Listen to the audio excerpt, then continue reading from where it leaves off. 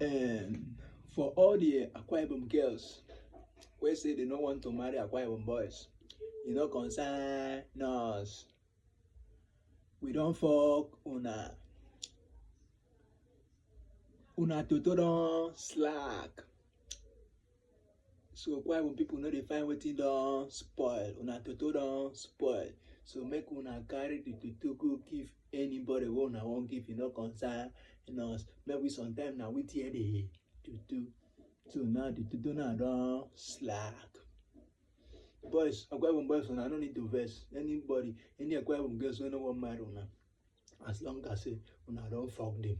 So the toto don condemn. Make they carry am go give people wey wan use am. We no wan use the toto again. So the thing dey bear them.